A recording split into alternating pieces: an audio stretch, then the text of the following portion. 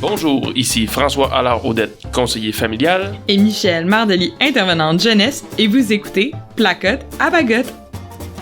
Aujourd'hui, on reçoit Joanie Quentin, conseillère en orientation. On s'informe avec elle sur les mises en garde et la bonne utilisation de l'intelligence artificielle. Bonne écoute! Bonjour Michel! François! Comment tu vas aujourd'hui? Ça va super bien, toi? Ça va super bien, surtout que aujourd'hui on s'apprête à faire quelque chose que je fais vraiment pas souvent, de parler de quelque chose à la mode. Être à la mode. C'est vrai! Parce qu'aujourd'hui on va parler de... Intelligence artificielle! Yes, exact. Puis, donc pour faire ceci, on n'est pas seul, on est accompagné aujourd'hui de notre collègue Joanie Quentin, conseillère en orientation au CRFM. Joanie, bonjour! Bonjour! Bienvenue à Placote à Bagotte. Merci. Ben, c'est vraiment un plaisir de te recevoir parce que, effectivement, on rentre dans un sujet qui est l'intelligence artificielle, mais aussi relié à l'emploi. Fait que c'est un peu de tout ça qu'on va parler aujourd'hui, c'est bien ça? Effectivement. Puis, Joanie, juste pour que les gens qui nous écoutent, bonjour, puissent avoir une idée un peu plus de qui tu es puis qu'est-ce que tu fais dans la bâtisse, de manière assez courte, ça ressemble à quoi? Bien, comme François dit, je suis conseillère d'orientation, donc c'est sûr que mon rôle, c'est de recevoir les gens qui sont en recherche d'emploi ou en questionnement par rapport à qu'est-ce qu'ils veulent faire pour leur carrière. Mm-hmm. Donc, une partie de mon rôle, c'est d'informer les gens sur les pratiques de recherche d'emploi. C'est surtout ce qu'on va discuter aujourd'hui, parce que, tu sais, on sait que l'intelligence artificielle, tout ce qui est plus humain, on s'y rapproche pas, là. Fait que c'est sûr que je vais moins toucher à l'orientation aujourd'hui. Par contre, ça fait partie de mon travail, là, autant avec les jeunes qu'avec les adultes, de justement les apprendre à mieux se connaître, les orienter pour faire des choix éclairés, vraiment les accompagner à trouver la bonne information, là. Souvent, ça fait partie de... la grande partie de mon travail, c'est pas mal ça. OK. Et toi, tu travailles un peu plus avec les conjoints-conjointes, dans le fond, qui arrivent ici, pas avec le membre militaire, là. Non, c'est ça. Okay. Le militaire a pas accès à mes services, à moins d'être un couple de militaires, là. Ouais, OK, ouais. Ça change la donne, là. Mais généralement, effectivement, c'est les conjointes ou conjoints de militaires. Ça peut être des enfants qui sont adultes aussi. Oui. Des enfants adolescents, peu importe. Là, les membres de famille du militaire sont admissibles à mes services. Puis les vétérans qui sont libérés pour des raisons médicales aussi, leurs familles ont accès là, à nos services. OK. Puis, ben moi, je le vois, là, mais c'est un service qui est quand même assez populaire aussi, là, puis qui roule énormément, puis qui est apprécié parce que tu fais aussi de l'accompagnement en anglais.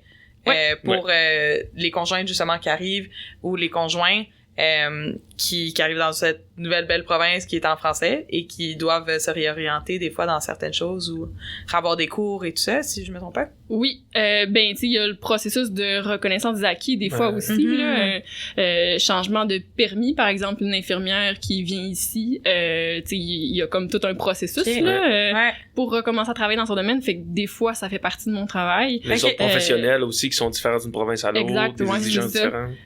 Puis quand la langue est une barrière, là, parce qu'au Saguenay, on a quand même besoin de parler français pour la majorité des emplois, ben ça peut être d'essayer de trouver aussi d'autres opportunités, tu sais, de travail selon les besoins de la personne. On va essayer de trouver un plan qui va fonctionner pour pouvoir que cette personne-là puisse gagner l'argent si elle en a besoin, être stimulée parce que ça te prend un emploi aussi qui va être épanouissant, là, pas juste un emploi, là. Fait que c'est sûr que c'est des défis. C'est des défis, mais j'ai l'impression que de parler anglais ou du moins peut-être d'être bilingue, c'est vraiment des belles opportunités qui s'offrent à toi au Saguenay parce que c'est rare. Oui. Mettons, dans ton organisme, si t'as quelqu'un qui est capable de parler en anglais, là, c'est précieux parce qu'il y a de la communauté anglaise est au Saguenay, mais il n'y a pas beaucoup d'offres de services en anglais. Fait que d'avoir un conjoint de militaire anglophone, bilingue, dans ta shop, dans ta compagnie, c'est bonbon, là. Oui, ben il y a beaucoup de compagnies aussi qui font affaire avec des fournisseurs à l'international. Fait que les gens qui parlent anglais, c'est quand même plus rare ici. Fait que les gens qui sont bilingues ont généralement quand même des bonnes opportunités d'emploi. Puis il faut le voir aussi comme un investissement. Tu sais, quand tu viens ici, que tu apprends le français, tu repars ensuite. Ben le français, tu le perds pas si tu continues de l'utiliser. Puis tu sais, que ce soit Ottawa ou ailleurs, d'être bilingue, ça va être un atout aussi. Ça peut aider les perspectives d'emploi pour le futur hors Québec aussi. Puis justement, on veut aller un peu plus loin au niveau de la compréhension que on peut utiliser cette intelligence artificielle-là, qui, comme François l'a dit, est maintenant à la mode, puis elle est ici pour rester, là. C'est pas... c'est pas quelque chose qui va disparaître. Exact. Puis qui, aujourd'hui, on fait, à ce jour, en janvier 2026, cet épisode-là. Ça se peut que dans 2 ans, il soit déjà désuet parce qu'on est rendu complètement ailleurs au niveau de l'intelligence artificielle. Mais il y a des bases aujourd'hui qu'on va pouvoir mettre en place pour un peu plus comprendre puis voir autant les risques puis les avantages de pouvoir l'utiliser. C'est un peu comme la calculatrice dans le temps, le monde était comme si on utilise la calculatrice, on serait capable de compter. Exactement. Ouais. Puis aujourd'hui, ben on a tous une calculatrice dans nos poches, fait que il faut savoir comment les utiliser puis l'utiliser comme acquis.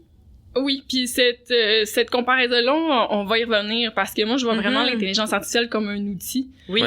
Puis il y a beaucoup de parallèles à faire avec la fameuse calculatrice. Okay, fait que oui, c'est vraiment, je trouve, une façon intéressante de le voir. Puis je me demande, tu sais, pour commencer, j'aimerais ça savoir, vous, c'est quoi votre vision de l'intelligence artificielle? Comment vous l'utilisez? Comment vous le percevez? Est-ce que vous le voyez comme une chose positive, négative, un peu des deux? Moi, personnellement, la majorité du temps, quand je l'utilise, ça se veut un peu comme un genre de Google bonifié.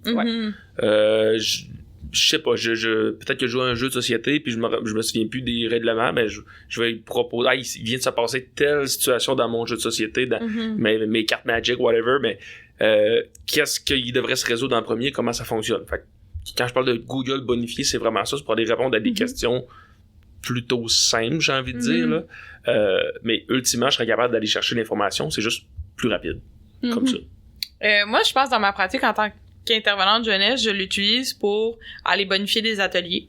Quand je monte des ateliers, je crée, tu sais, j'ai une bonne créativité, je cherche plein d'affaires, mais si je veux créer un bingo, ben là, j'ai pensé à ma manière dont je voulais le structurer et tout ça, puis je vais aller l'utiliser pour me sortir des questions puis me sortir un peu plus de contenu pour pouvoir bonifier puis accélérer le processus de création de mes ateliers, tout en maintenant quand même l'humanité derrière ça. Là, ouais, exactement. Puis sinon, je pense que d'un autre volet, l'intelligence artificielle, autant l'intervention jeunesse, au niveau même des jeunes, l'utilisation que les jeunes en ont, en ce moment, nous, ce qu'on voit beaucoup, c'est une utilisation qui est plus avec l'intelligence artificielle comme la personne. Mettons sur Snapchat, les jeunes sont là-dessus, puis il y a un persona d'IA qui parle avec eux, puis avec qui ils développent une relation. Puis on voit beaucoup de relations se développer avec des éléments d'intelligence artificielle, puis c'est ce qu'on voit énormément là avec les jeunes, pour le meilleur et pour le pire. Donc je pense qu'on va en parler peut-être un peu plus tard, mais de naviguer à travers ça, moi c'est ce que je vois dans ma pratique. Ouais, moi ce qui ben ça me surprend pas en fait, mais ce que vous avez nommé les deux, c'est vraiment la notion de temps, tu sais, de gagner du temps, que ce soit plus rapide. Mais c'est vraiment, comme je dirais, la majeure raison pourquoi les gens vont utiliser l'intelligence artificielle. Absolument. Malgré, tu sais, ceux qui sont plus pour ou contre, tu sais, on a tous comme un peu un aisance, là, avec la technologie en général puis avec l'intelligence artificielle, mais comme la clé de tout ça, c'est vraiment généralement pour gagner de la productivité. Ben, c'est vrai parce qu'on l'utilise aussi, tout juste pour nous aider dans la rédaction de notes. Donc, quand on rencontre des clients, de pouvoir avoir ce résumé-là de la rencontre et que nous, après ça, on peut aller le bonifier avec nos analyses professionnelles et nos, tu sais, le volet humain et analytique. Puis tout ça avec le consentement aussi de la personne. Oui, absolument. On n'enregistre pas les gens à leur insu. Mais c'est ça, c'est vrai que ça nous fait gagner un temps énorme à chacun. Pour chaque note qui nous prendrait entre 30 puis 45 minutes à rédiger, ben là, ça nous en prend autour de 15. C'est quand même assez significatif. Ouais, puis tu sais, je me suis attardée un petit peu à tout l'ensemble de l'intelligence artificielle aussi. Puis c'est sûr que, tu sais, on se cachera pas, il y a beaucoup de risques associés à ça. Il y a quand même des avantages, tu sais, fait que là, on a parlé du temps. Tu sais, je m'étendrai pas sur les avantages parce que c'est facile de les trouver. Là. Mais tu sais, fait que je voulais un peu parler un peu plus des risques parce que c'est important, je pense, de bien les connaître parce que c'est tellement nouveau, l'intelligence artificielle, que on n'est pas encore au courant comme de tous les risques, tu sais, que ça associé à ça. Puis, tu sais, je pense que moi, je faisais partie un peu du lot aussi, là, quand on a commencé à entendre parler de ChatGPT. Tu sais, c'était comme un peu un « Ah, ouais, mais tu sais, moi, je travaille dans l'humain, le relationnel, j'en ai pas de besoin, tu sais, ça peut pas faire partie de mon travail, tu sais, j'étais là, mais en même temps, j'avais une curiosité, puis je me disais, ben, tu sais, faut quand même que je sois au courant, tu sais, parce qu'on fait un épisode, tu dis, en 2026 d'intelligence artificielle, on est en retard à bien des égards, là, tu sais, c'est comme... Mais c'est ça, fait que, tu sais, plus ça va, en fait, plus moi, j'ai lu sur l'intelligence artificielle parce qu'il y a un peu cette crainte-là, là, que, tu sais, si t'adhères pas au mouvement, ben, tu sais, comment tu peux informer les gens? Tu sais, moi, en tant que conseillère, si je me fais questionner sur les pratiques, la recherche d'emploi par rapport à l'intelligence artificielle, ben, faut que je le sache, là. C'est mon rôle d'aider les gens, fait que je suis supposée d'être plus au courant. Fait que, tu sais, de commencer à l'utiliser parce que, tu sais, un peu parce que t'as pas vraiment le choix, là, tu sais, c'est comme un petit peu ça que je me suis retrouvée, puis je me suis rendu compte, c'est ça, c'est qu'il faut être au courant des risques, puis il faut avoir les bonnes pratiques pour pouvoir l'utiliser et que ce soit un avantage et non pas que ça devienne comme un peu un inconvénient. Ouais, c'est ça, parce que le but de l'épisode, de ce que tu vas nous partager dans toutes tes recherches, c'est aussi de savoir comment pouvoir profiter sainement de cette intelligence artificielle-là, puis d'un peu vu que tu développes cette nouvelle compétence-là et cette utilisation-là, ben ça fait en sorte que tu deviens encore plus compétent dans un nouveau milieu de travail aussi. Ouais. OK, je comprends. Ouais, puis tu sais, comme n'importe quel domaine, tu sais, c'est pas parce que je suis conseillère d'orientation que je connais tous les métiers, que je connais toutes les formations, même chose. Je connais pas tout ce qui a rapport à l'intelligence artificielle, tu sais, comme la majeure partie de mon travail, c'est de rester à jour sur les choses, donc de constamment, tu sais, apprendre et tout ça, fait que ça en fait partie. Puis par rapport à l'intelligence artificielle, ben, si on se lance, mettons, dans les fameux risques, là, tu sais, il y en a plein, là, le côté plus, c'est comme cybersécurité. Si j'utilise l'intelligence artificielle puis que je mets des données sensibles dedans, ben il peut avoir des pertes de données, des fraudes, tu sais, la confidentialité aussi, ça peut être un enjeu. Ça t'appartient plus une fois c'est parti. Exact. Puis on n'a pas une bonne conscience aussi de comment les données qu'on va mettre dans une intelligence artificielle sont utilisées. Ils sont stockés où, dans quel pays, dans quel serveur. Tu sais, il y a comme vraiment un flou par rapport à ça. Fait que, tu sais, c'est sûr que ça reste quand même un enjeu, là. Tu sais, si, mettons, je suis pour utilisation classique, je fais réviser mon CV par l'intelligence artificielle, ben ça pourrait être une idée de juste enlever mon nom puis mes coordonnées sur mon CV. C'est une bonne idée. L'intelligence artificielle n'a pas besoin de le savoir, là, je suis qui, puis tu sais, je le rajoute après, puis ça peut être, tu sais, mettons, dans les bonnes pratiques pour contrer ces risques-là, ça peut être de quoi de ben simple. Parce qu'on aurait tendance à juste faire un copier-coller, puis hey, ça fait du sens comme CV, ça, ou juste d'envoyer le document Word, puis lui, il fait sa lecture, mais c'est vrai que c'est plutôt simple de juste enlever notre adresse, là. Mais tu vois, moi, j'y aurais pas pensé, en fait. Non. En fait, j'aurais pas pensé au risque que ça peut avoir, justement, là, comme nous, quand on a fait de la recherche pour notre plateforme qui nous aide dans la rédaction de notes, il a fallu qu'on s'assure que les données qui étaient enregistrées et ensuite qui sont détruites, ils soient pas stockées et qu'on s'assure de où allait aller l'information pour être remis en note et tout ça, puis que ça s'assurer que ça soit pas dans des serveurs qui soient dans des pays externes et tout ça, là. Oui. Ouais, okay. Mais tu sais, souvent t'es capable d'avoir cette information-là si tu donnes la peine de faire des recherches sur tel logiciel, telle application, mais tu sais, si t'es pas sûr, vaut mieux juste pas le prendre, le risque, là, puis en ne mettant pas l'information qui est pas nécessaire du tout, là, à être révisée, là. Si le but est de faire réviser un document, mettons, ben tu peux avoir préalablement enlevé toutes les informations qui pourraient être sensibles, puis juste comme faire réviser les restes, ça peut être le plus simple là, pour contrer ce risque-là, en fait. Absolument. Fait que là, on parlait un peu plus de sécurité. Y a-tu un autre élément aussi dans les risques qui selon toi? Oui. Des mauvaises données. On s'entend? On a tous déjà vécu, utilisé même Google ou, tu sais, peu importe quelle source d'information, ben ça veut pas dire que ça donne une source vérifiée. Puis il y a eu beaucoup d'articles aussi qui sont sortis avec le fait que l'intelligence artificielle peut halluciner des trucs, puis tu sais, ils vont se corriger, là. Si tu dis « Hey, mais t'es sûr que c'est vrai, ça? » Mais ça se peut qu'ils fassent comme « Ah non, tu vois, je me suis trompé. » c'est limite fâchant. Fâchant pis pas. C'est correct c'est correct que ça nous arrive pour qu'ensuite on soit à l'affût de ça. Moi, une fois, j'ai déjà eu... C'était une faute d'orthographe. j'avais posé une question sur ChatGPT, puis il me sort quelque chose, puis je dis, ben, pourquoi ce mot-là, il y a une faute dedans? Puis je dis, ben, ça nous arrive tous, il s'agit d'une petite coquille. Je dis, de quoi tu parles? Tu sais, t'es pas supposé de faire des coquilles. T'es supposé réviser. Ben oui, coquilles. C'est ça. Fait que j'ai vraiment pris conscience que, hey, là. C'est trop d'être humain, on dirait. Ben, c'est ça, mais tu l'es pas du tout. Mais juste, fais pas de faute. Ben, c'est parce que ce qu'on oublie, là, c'est que dans le fond, l'intelligence artificielle, on l'a pas vraiment beaucoup défini, là, mais tu sais, l'intelligence artificielle qu'on va utiliser, ChatGPT, Copilot, etc., ça génère des données qui sont prises d'Internet. Il y a plein de choses que les gens ont mis sur Internet puis qui sont pas vraies. Mais l'intelligence artificielle va pas nécessairement comme savoir. Exact, c'est ça. Si tout ce qui était sur Internet était vérifié 100% exact, on n'aurait pas le même discours, mais c'est pas le cas, là. Puis ce serait impossible à faire non plus actuellement, là. Donc c'est sûr que ils vont aller chercher de l'information qui seront pas vraies de certains sites. Puis il existe pas tout sur Internet non plus, fait qu'il va y avoir énormément de biais avec, tu sais, ce qui est entré sur Internet. Fait que c'est sûr que ça, c'est à prendre conscience parce que on s'attend à ce que, tu sais, on pose une question, ça nous répond. On dit, OK, toutes les réponses, cette intelligence artificielle-là, alors que c'est pas du tout vrai, là. Ça me fait penser, quand on était à l'école, ben, l'utilisation de Wikipédia. C'était ça aussi, c'était comme, ben, OK, c'est là, ça semble être vraiment des bonnes informations, mais c'est open source. Tout le monde peut aller rajouter de l'information là-dessus.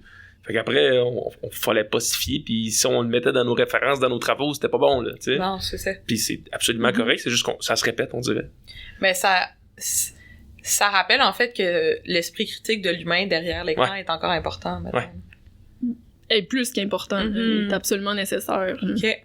Puis là, justement, cet esprit critique-là, je pense qu'on va y venir tranquillement pas vite parce que, oui, d'utiliser l'outil, mais d'être capable de peser les pour, les contre, puis de le re-questionner lui-même, puis pas de le prendre pour du cash, dans le fond, là, tout ce qu'il nous dit.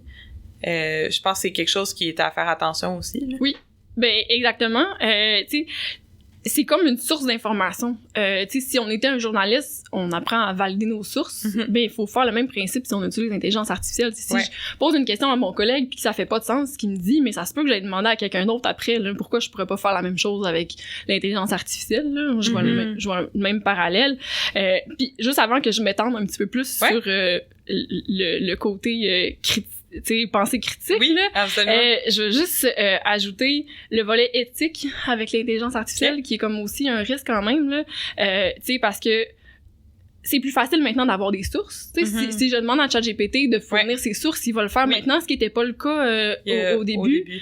Mais reste pareil que ça peut être mal utilisé, là. Tu sais, je peux décider que je fais un devoir, je fais une tâche au travail, ou je copie-colle entièrement de l'intelligence artificielle, c'est considéré comme du plagiat, là. Je suis pas supposée de faire ça pour différentes raisons.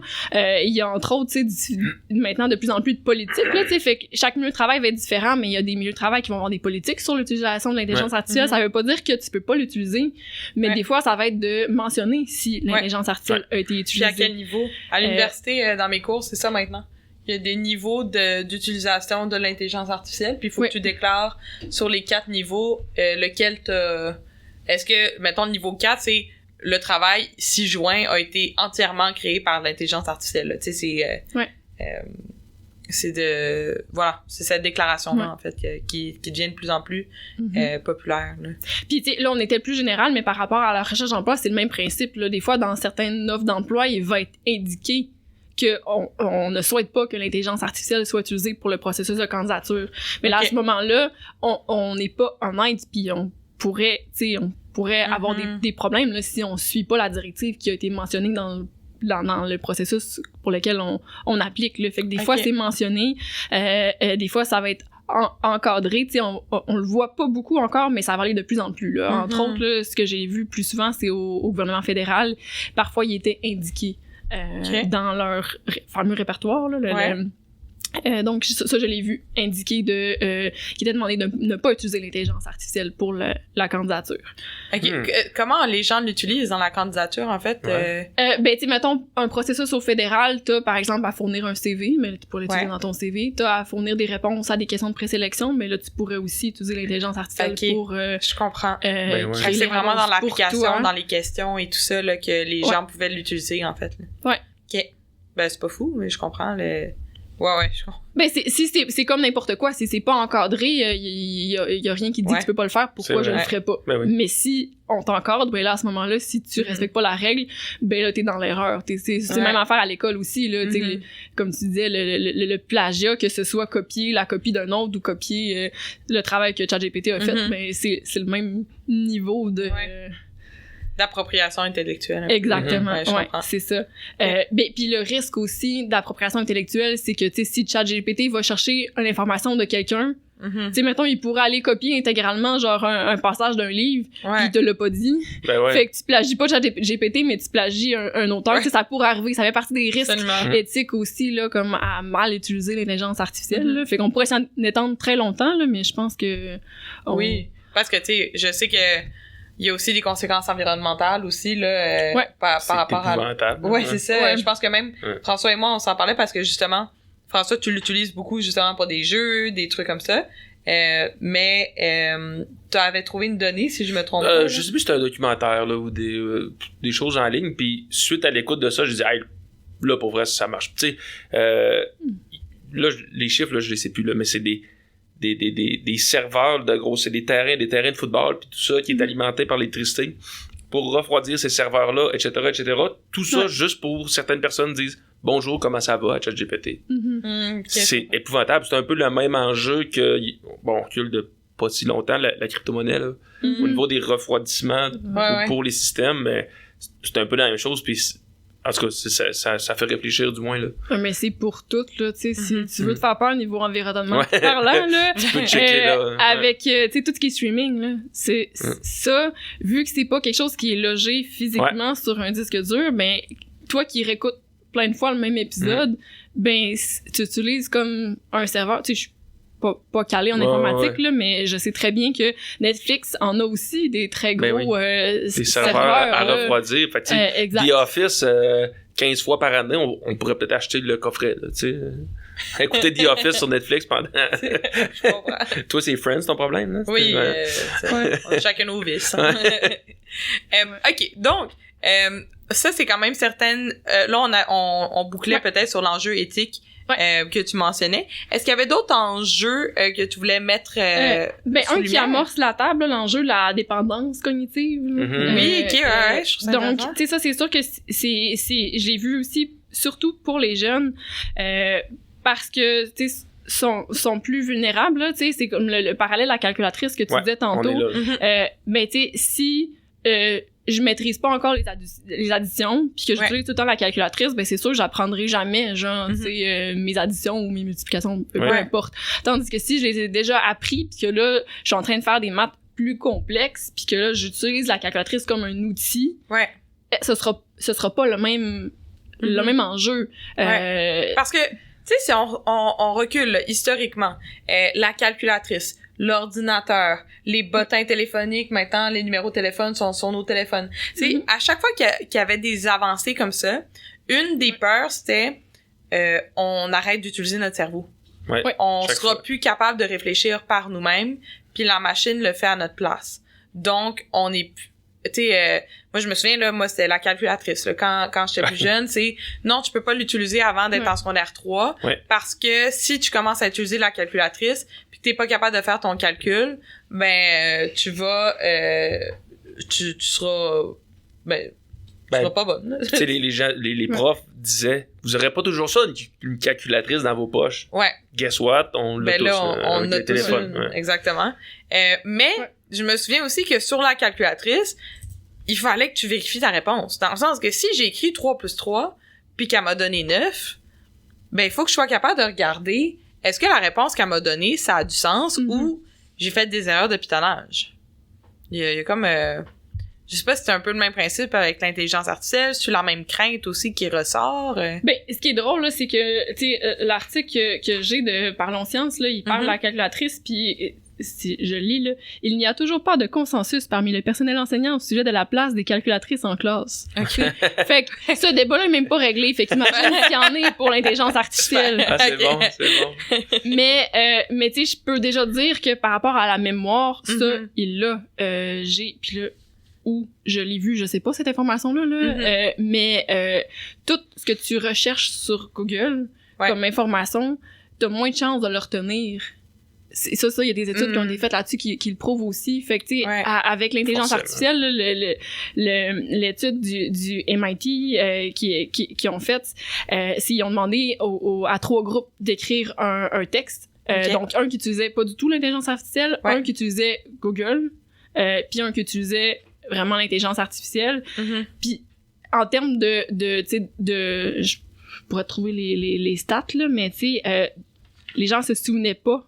Ceux qui ont utilisé l'intelligence artificielle se souvenaient pas du texte qu'ils ont rédigé, là. Donc, ils en ont tiré à peu près 0 apprentissage, là, si tu te souviens pas de ce que tu crées. Fait que c'est un petit peu le même principe pour une recherche Google que tu fais, que quand on était jeune puis qu'on se demandait comment s'écrivait un mot ou comment était tel mot en anglais puis que le prof nous disait « Va le chercher dans le dictionnaire! » Moi, je me suis fait dire ça souvent.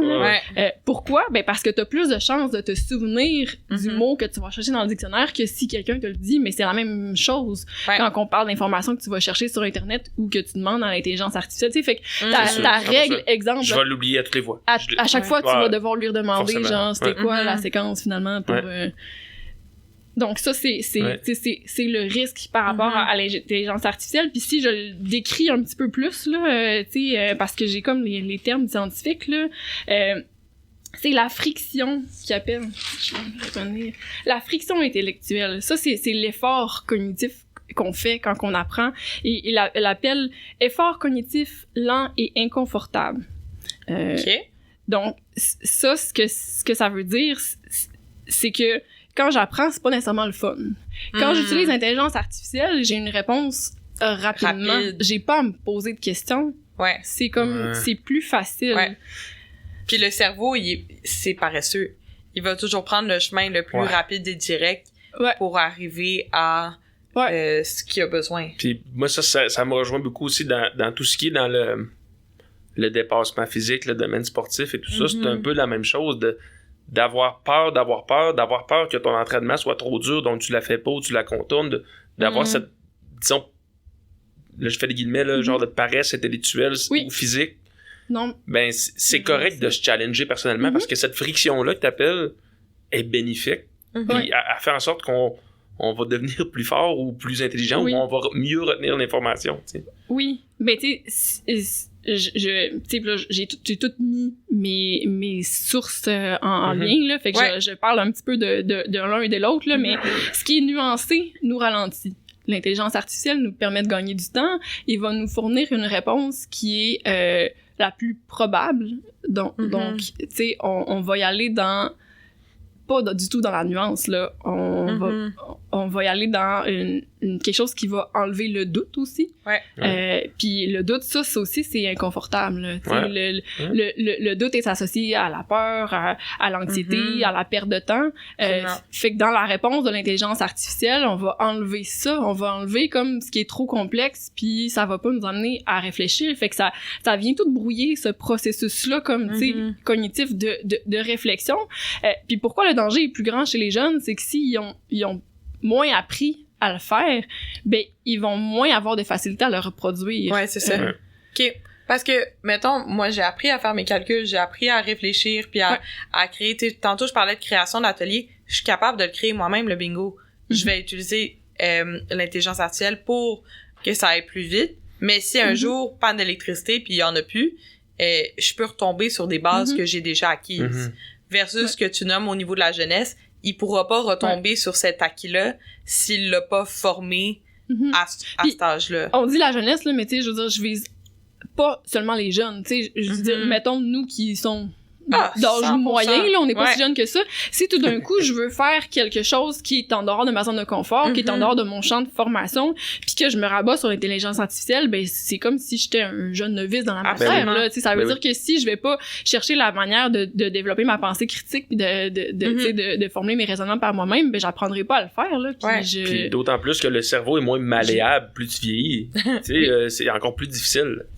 Puis, je sais que quand on s'en parlait, justement, parce qu'il y a des choses négatives avec l'IA, mais il y a des choses positives, puis ça reste que c'est un outil. Je sais aussi, une des choses avec l'intelligence artificielle, puis on envoie même des formations sur comment l'utiliser, puis comment lui parler pour faire ressortir les bonnes affaires. Parce que souvent, si l'intelligence artificielle s'est trompée, mettons ChatGPT s'est trompé, c'est aussi peut-être parce que j'ai pas bien formulé ce que je voulais comme question ou comme information. Ce qui nous amène à se dire, ben, c'est quand le bon moment pour mon cerveau de l'utiliser, c'est quand qu'il faut pas, parce que justement, ça va me créer de la paresse intellectuelle, puis on perd le plus-value, tu sais. Tu sais, ta question est en 2 volets, là. Tu sais, quand je vais parler tantôt de comment bien l'utiliser dans la recherche d'emploi, c'est pas forcément, tu sais, nécessairement d'un point de vue 100% cognitif, là. C'est comment, tu sais, bien l'utiliser efficacement. Tu sais, cognitivement parlant, quand même, tu sais, si c'est une question que t'as l'impression que tu serais capable de répondre de par toi-même, et c'est de pas avoir le réflexe d'utiliser l'intelligence artificielle, là. Ça, c'est la première des choses, là. Tu sais, puis si tu montes ton atelier, puis que tu sais, c'est bien comme brainstorm, mais si tu commences déjà à utiliser, tu sais, l'intelligence artificielle au début d'un processus de quelque chose, ben là, tu t'enlèves tout le travail, tu sais, cognitivement parlant, t'es mieux d'utiliser l'intelligence artificielle à des fins de révision qu'à des fins de création. Entamer le processus de création avec l'intelligence artificielle, c'est ça qui va qui est moins efficace, mettons, mentalement, là. Mais pas forcément, là, tu sais, je suis pas un neuroscientifique, là, tu sais, je dis pas que c'est inutile de l'utiliser comme pour faire du brainstorm, là, mais si on parle de créer quelque chose de complexe, ben, je commencerai pas, tu sais, quitte à dire, OK, je fais mon brainstorm avec moi-même, ensuite, je le fournis. Voici mon brainstorm. Qu'est-ce que t'en penses? Ben, tu sais, on s'entend, là, c'est comme si c'était un humain, mais tu sais, tu formules une bonne question, puis là, tu renchéris. Tu sais, fait que t'as fait l'effort d'abord toi-même de le faire, ton brainstorm. Je comprends. T'as pas tout de suite été vers ChatGPT. C'est ça. Ça, je pense que, tu sais, c'est quelque chose, tu sais, plus tu l'utilises rapidement, plus t'es dans la dépendance, là, aussi, là, à comme une technologie, là. Mais, tu sais, de le voir, comment que... Je vais le sortir, là, mais c'était bien formulé, ici. De voir l'intelligence artificielle comme quelqu'un qui nous confronte, tu sais, comme un partenaire exigeant et non comme un automate complaisant. Parce que le biais de complaisance est quand même assez documenté par rapport à l'intelligence artificielle, tu sais, ils sont créés pour faire en sorte que on ait le goût de les utiliser. Fait qu'ils vont pas être confrontants à notre égard, là, ils vont toujours être d'accord avec nous. Fait que c'est sûr que ça, c'est pas tout le monde qui s'en rend compte non plus. Mais tu sais, si tu demandes à ChatGPT si j'ai une bonne idée, mais il va souvent dire ben oui, c'est une bonne idée, genre, tu sais. Donc versus un collègue qui te challengerait peut-être un peu plus. Exact, c'est ça, c'est exactement comme ça que dans le bloc-notes de Bertrand Dupérin, il parle d'utiliser l'intelligence artificielle pour grandir, c'est l'utiliser comme si c'était un de tes collègues de travail qui va, tu sais, te challenger. Puis ça me fait beaucoup penser, même à l'école, souvent, les moments où, personnellement, en tout cas, j'ai le plus appris, c'était quand c'était des profs, ben, peut-être un peu plus sévères que d'habitude, puis qui vont te challenger, puis ils vont te faire douter de ton travail. Tu remets un travail, puis il dit, mais ça, est-ce que t'es sûr que c'est vraiment l'objectif visé? Parce que là, on dirait que moi, je suis pas sûr. Ah, ben là, je sais pas, là, je vais retourner, je vais me rasseoir, Fait que ça fait que, en tout cas, personnellement, c'est là que j'ai fait les plus beaux apprentissages, puis autant humains que au niveau des connaissances aussi. Oui, puis ça, tu sais, c'est facile de demander à l'intelligence artificielle le rôle que tu veux qu'elle joue. Si tu lui précises pas, c'est sûr qu'elle va être plus facilement dans l'incomplaisance, mais tu sais, je l'ai pas trop expérimenté là à date là pour ça, mais tu sais, si tu dans ta question, tu demandes d'abord mais non, mais tu sais, soit tu sais puis je vais revenir tantôt là, mais tu sais le plus de contexte que tu peux mettre aussi, le mieux que tu vas avoir une réponse adaptée à ce que tu recherches là. Tu sais, fait que si tu précises mettons un peu t'es qui quel rôle tu veux que l'intelligence artificielle endosse, ben il va te répondre différemment. Ne serait-ce que, tu sais, si tu veux écrire une lettre, puis tu lui demandes un ton plus familier, un ton plus formel, ben il va être capable de le faire aussi. Là. Fait que, tu sais, c'est sûr que si tu précises pas correctement ce que tu t'attends, tu vas avoir quelque chose qui est générique, là. Tu sais, qui est un peu comme la faiblesse de l'intelligence artificielle, si on veut, là, tu sais, c'est que si tu demandes de te créer un CV de toute pièce pour une offre d'emploi, ben la personne qui va le demander à côté de toi, elle va avoir un CV très similaire. Là. Il y en a pas un des deux qui va stand out parce que c'est le même type de machine qui l'a créé. Là. Donc ça, c'est quand même important là, de garder de garder qui on est dans tout ça. Puis justement, par rapport à la recherche d'emploi, l'utilisation qu'on en fait, qu'est-ce que tu as observé dans le domaine justement de l'intelligence artificielle? Ben, tu sais, j'en ai parlé un peu, là, déjà, là, le CV le CV, lettre de présentation, je pense que c'est ce qui est le plus utilisé. Les courriels aussi, que ce soit par rapport à la recherche d'emploi ou à autres courriels qu'on peut envoyer, c'est quand même assez fréquemment utilisé de demander de réviser. L'intelligence artificielle peut aussi traduire, tu sais, pour ceux qui pourraient en avoir de besoin. Puis, tu sais, ça, c'est comme dans les bonnes pratiques, peu importe qu'est-ce que tu fais avec, ben, tu le vérifies, tu sais, tu l'as dit toi-même tantôt, l'intelligence artificielle fait des erreurs aussi. Fait que, c'est pas prendre pour acquis qui est 100% pour acquis qui est 100% efficace là, mais oui, ça c'est une utilisation qui est souvent faite. Mais il y a plein d'autres façons là, tu sais, mettons si je les découpe là, tu sais, je dirais il y a une bonne partie qui est générer des choses.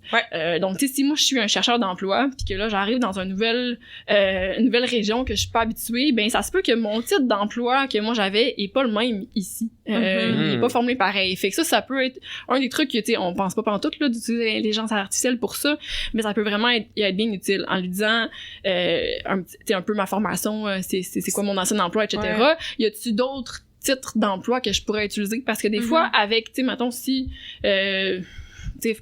François est un bon exemple mettons si tu décidais d'utiliser éducateur spécialisé ça existe à peu près pas dans le reste du Canada aux États-Unis. Fait que c'est jamais tout à fait linké avec la job que je fais. Fait que je vois très bien c'est ça ou même tu sais ton conseiller familial. C'est ça, si tu tapes ça, tu vas tomber sur des emplois vraiment très différents de ce que tu fais en ce moment aussi. Fait que là, tu vas dire, mais voyons, je trouve pas un emploi pour moi en tant qu'éducateur spécialisé ou peu importe. Fait que tu sais, de demander d'avoir des idées, ben là, ils vont générer d'autres types d'emplois qui sont similaires. Il y a plein d'affaires qui fitteront peut-être pas, là. C'est à toi d'exercer ton jugement critique sur qu'est-ce qui serait adapté, mais tu vas probablement avoir des bonnes idées en disant ok, ça je vais essayer ça, puis là en essayant ces différents types d'emplois là dans un site de recherche d'emploi normal, ben ça va te permettre d'avoir d'autres idées d'emploi parce que si tu tapes pas le mot, il apparaîtra pas par magie dans la recherche. Ou tu sais quelqu'un qui doit se réorienter pourrait aussi le challenger à savoir comme ben tu sais je peux pas exactement faire ça pour telle X raison, y a-tu des emplois connexes à ce que j'ai fait? Il peut te générer des idées aussi c'est intéressant. Par rapport à des emplois similaires. Les sites de recherche d'emploi, tu sais, mettons, ici, on utilise Jobilico, mais c'est pas quelque chose qui est utilisé en dehors du Québec, là. Fait que, tu sais, si quelqu'un qui arrive de l'extérieur, ben, tu sais, peut apprendre toutes les plus régionales ou provinciaux, les sites, il y en a plein. Fait que ça peut être un moyen d'en apprendre plus sur les sites de recherche d'emploi. De façon plus aussi spécifique par rapport à un emploi, je pourrais dire c'est quoi les compétences recherchées pour ce type-là. Pour, mettons, m'aider à faire moi-même mon CV. Tu sais, des fois, on fait le même métier depuis tellement longtemps, puis on se fait demander c'est quoi tes compétences. Empathique. C'est ça. C'est quoi... et puis c'est quoi les compétences transférables? Ça, c'est encore plus difficile à identifier. C'est quoi que si je fais un autre emploi, je pourrais mettre de l'avant? Ben, tu sais, ça peut être une question qu'on peut poser aussi à l'intelligence artificielle pour savoir des compétences plus recherchées dans un domaine pour un type d'emploi spécifique, ou tu sais, je pourrais lui demander par rapport à une offre d'emploi aussi, puis il pourrait me les ressortir. Ouais, c'est ça. Puis ça peut aussi t'aider à briller d'une autre façon, parce que, tu sais, je veux dire, quelles sont les qualités que tu as au travail? Ben, je suis ponctuel et je travaille bien en équipe. Ouais. Ben, c'est un peu plate, mais si tu trouves des mots... Mais ça m'amène à un autre point. Puis moi, j'ai même utilisé dans mon bureau avec quelqu'un l'intelligence artificielle pour des synonymes. Ben oui, juste ça. Ben oui. Parce que, tu sais, oui, il existe. Moi, depuis très longtemps que moi, j'utilise des sites synonymaux, des affaires comme ça, parce que c'est vraiment nécessaire. Quand tu fais un CV, tu veux pas dire capacité à faire telle affaire deux fois. Tu veux essayer d'avoir un CV qui se lit bien. Fait que, tu sais, synonyme, c'est important, mais des fois, t'as comme un mot en tête, puis c'est comme un mot qui est un peu plus péjoratif, tu voudrais avoir une description plus positive, ou t'as pas l'impression que c'est ce qui te décrit vraiment, mais t'as pas d'idée, tu penses à rien. Ben là, c'est vraiment idéal, là, l'intelligence artificielle pour ça, parce que tu peux formuler ta question, puis là, va te suggérer des affaires, puis tu fais comme non, c'est pas ça que je veux dire. Puis là, en ayant ces réponses, tu dis moins ça, tu plus telle affaire, t'es capable comme d'aller fitter, tu sais, fait que mettons que ce soit tu sais, vraiment une qualité, un concept particulier, ou même, tu sais, une phrase, tu sais, une phrase descriptive sur toi, là, ben, pour avoir l'aide, là, pour une meilleure formulation, ou je sais ça, un synonyme, une traduction, ou peu importe, là, tu sais, moi, c'est sûr que si j'ai à faire un CV avec quelqu'un en anglais, je vais plus avoir tendance à me reposer sur ça, parce que j'ai moins bon, tu sais, en français, c'est plus facile. Ton naturel est moins là, c'est normal. Exact, c'est ça. Fait que, tu sais, ça peut être une bonne idée aussi pour quelqu'un qui est bilingue, mais qui doit faire son CV dans sa seconde langue, puis qui sait pas trop, là. Un vocabulaire un peu plus de base. Ouais, c'est ça. Au même titre que, tu sais, tu peux utiliser une application comme Lingui, mais tu peux pareil utiliser les deux, puis on parlait de valider nos sources tantôt aussi, mais tu sais, si on n'est pas sûr, je vais aller chercher sur les deux, puis je vais aller contre-valider, là. Fait que ça, c'est une bonne façon d'utiliser l'intelligence artificielle dans la recherche d'emploi. Il y a tout le volet entrevue aussi. OK. Ouais, je savais que vous alliez être surpris par rapport à ça. Ça peut être, tu sais, mettons, j'ai vu une offre d'emploi qui m'intéresse. Je veux me préparer à cette entrevue-là. Puis je sais pas quelles questions qu'on va me poser. Et puis ça, je dois admettre que, tu sais, je l'ai utilisé souvent quand j'ai à faire des simulations d'entrevue avec des clients, là, pour faire mon carcan. Tu sais, je suis pas une experte de, mettons, si j'ai un électricien devant moi. C'est sûr que comme, je vais poser des questions. Il y a certaines questions, tu sais, que c'est facile parce que c'est des questions qu'on va poser un peu à tout le monde. Mais si on veut des questions aussi, tu sais, de plus en plus, au niveau des ressources humaines, ils vont essayer d'aller chercher des meilleures questions aussi que les fameuses questions qui sont un peu vides de sens. Ça te permettra pas d'avoir un bon candidat devant toi qu'une question, tu sais... pré-mâchée ou... Ouais, c'est ça. Ou, tu sais... parce que souvent, c'est ça, c'est des questions qui vont pas permettre au candidat de parler assez de lui. Fait que, tu sais, des questions plus en profondeur, là. Fait que, tu sais, c'est pas une pratique qui est répandue dans toutes les entreprises encore, mais tu sais, si, à tout le moins, le candidat est un peu plus au courant de qu'est-ce qu'il doit donner comme information, parce que c'est ça qui est drôle, c'est que c'est pas parce que le recruteur devant toi, il y a un carcan d'entrevue qui va nécessairement te poser les bonnes questions. Oui. Et avoir l'information qu'il doit obtenir lui-même. Ouais, c'est ça. Fait que de savoir, de se préparer de cette façon-là avec l'intelligence artificielle, ça peut te permettre, d'être moins pris au dépourvu par une question un peu plus ouverte sur soi, mettons. Ou, parce que, tu sais, souvent, on est assez niché dans notre domaine, puis on saurait, tu sais, dans des mises en situation au travail, si t'es confortable dans ton travail, t'es pas mal assez outillé pour pouvoir répondre à ces questions-là, mais des questions plus ouvertes sur soi, on dirait que ça peut venir challenger un peu, genre, donc d'être prêt de cette façon. Par rapport au travail, tu sais, un exemple de ce que j'ai tantôt, là, ce que les employeurs devraient poser plus comme question puis qu'ils le font pas, c'est par rapport vraiment aux attentes du candidat dans son emploi. Tu sais, mettons, est-ce que le télétravail, c'est important pour toi? Tu sais, et des fois, on va demander, tu te vois où dans 3 ans, mais on va moins parler plus concrètement de c'est quoi, tu sais, comme la vision de la personne sur son envie d'avoir des responsabilités différentes ou, tu sais, l'avancement. Puis j'ai suivi un atelier avec Julie Labrie de Blue Sky Personnel, qui est une agente de recrutement pour des gens bilingues, là, puis elle expliquait. L'objectif, c'est d'interviewer un candidat, pas nécessairement pour un poste, mais pour ta compagnie. Tu le sais pas où, tu sais, on s'entend les plus grosses entreprises, là, tu sais, donc faut que le fit soit bon pour ton entreprise, au-delà du meilleur employé dans ce poste-là. Ouais, mais c'est intéressant, ça. Ouais. J'aime vraiment, parce que tu vois, même au CRFM, on en a vu plusieurs, tu sais, on a beaucoup de collègues souvent qui sont conjoints de militaires, donc qui partent, mais on a de plus en plus aussi de gens qui sont, mettons, François et moi, on ne venait pas de la communauté militaire, mais il y a cet esprit-là aussi, je pense, dans l'équipe de quand quelqu'un est engagé, c'est pas juste parce qu'on cherche quelqu'un pour combler un poste, mais c'est parce qu'on veut faire une addition significative à l'équipe. Fait que je trouve ça intéressant, ce va-et-vient-là. Ben, moi, d'un point de vue conseillère d'orientation, c'est ce que je dis aux clients aussi. Ce qui va être le plus souffrant à long terme, c'est pas tant, mettons, que t'aimes pas X tâches. C'est si l'entreprise est pas dans les valeurs qui sont importantes pour toi, ça va être souffrant à long terme. Tu vas finir par quitter, là. C'est sûr que ça te correspondra pas. Fait qu'il faut aller creuser plus profond que juste les compétences. Oui, je comprends. C'est sûr que les compétences sont importantes aussi. Mais l'humain derrière les mais un humain très compétent, mais qui sait pas parler à tes clients ou qui fit pas avec l'équipe, ça fonctionnera pas à long terme. Puis de plus en plus dans des jobs très nichés, tu sais, dans mon entourage, j'ai quelqu'un qui a fait les études pour être médecin, puis finalement, le test Casper qui s'appelle, c'est un test au niveau des... un peu de... Ça reflète tes valeurs, ça reflète c'est vraiment des mises en situation qui t'amènent à réfléchir. Bon, par exemple, un patient a tel problème, est-ce qu'il est plus important que l'autre ou il est moins important, qui tu priorises, pour voir l'humain derrière le médecin. Puis de plus en plus, c'est ça qui prend plus de place que la note en pourcentage là, de tes cours. Là, tu sais. Ben oui. C'est un beau reflet. Puis au final, quand moi je vais voir un médecin, j'imagine qu'il est bon s'il est là. Mais au-delà de ça, j'espère qu'il m'écoute puis qu'il se mette avec moi puis qu'il n'y a pas de jugement de valeur puis que... C'est pas le médecin qui avait la meilleure cotère au cégep. Pas nécessairement. Le médecin qui va être capable d'écouter genre ce que tu as à lui dire puis qui...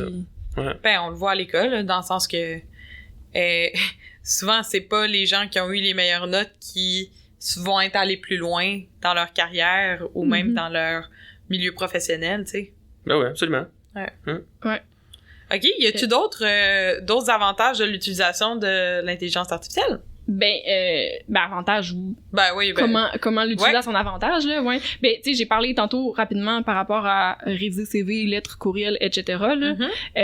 Ce qui est... Tu sais, puis même, peut mettre en page aussi, là, des fois, l'intelligence artificielle. Oui. Tu sais, fait que c'est pas juste au niveau du réviser le contenu, c'est un peu le contenant aussi, là.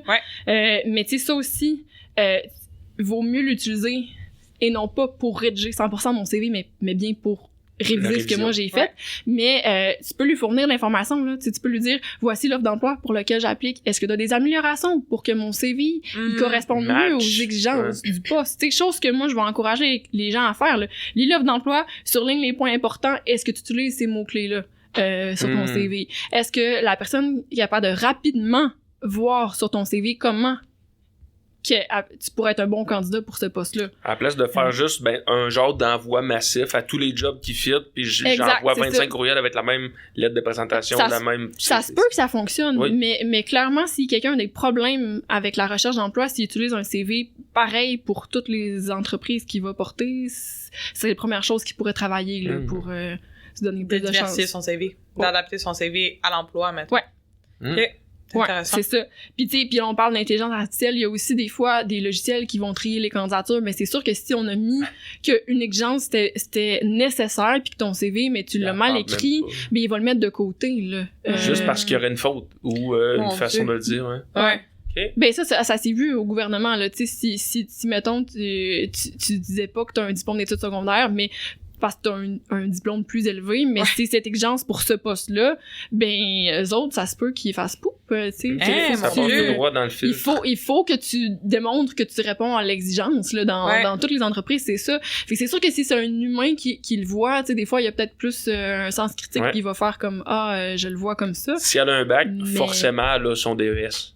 Ouais, mais peut-être que le logiciel, lui, le voit pas, ça. Ouais, mais tu sais, un exemple classique, tu sais, mettons, dans les questions de présélection pour un emploi pour le gouvernement fédéral, tu sais, si on dit, avez-vous telle expérience, puis tu réponds, oui, allez voir mon CV, tu sais, que tu vas fourni, ben, eux autres, ils vont pas trouver que c'est suffisant. C'est pas ça qu'ils veulent, ils veulent que tu répondes à la question. Fait que si t'écoutes pas les consignes, tu vas être mis de côté. Je comprends. Puis les recruteurs utilisent aussi maintenant des logiciels puis des trucs, là, pour s'assurer que les gens, s'ils utilisent pas entièrement l'intelligence artificielle, là, fait qu'ils sont capables quand même facilement d'identifier un CV ou une lettre qui va être 100% rédigée intelligence artificielle aussi. Fait que, tu sais, c'est pour ça que je disais tantôt, faut le nommer si on l'utilise, faut bien l'utiliser. C'est important aussi pour le candidat parce que ça se pourrait qu'au final, ce soit pas payant de l'utiliser si tu l'utilises pas bien. Là. Mais parce qu'en bout de ligne, la compagnie, c'est pas l'intelligence artificielle qu'elle veut engager, c'est toi. C'est lui-même, c'est sûr que c'est un atout de savoir, de pouvoir mentionner que t'es capable de l'utiliser puis capable de te tenir à jour dans tes pratiques,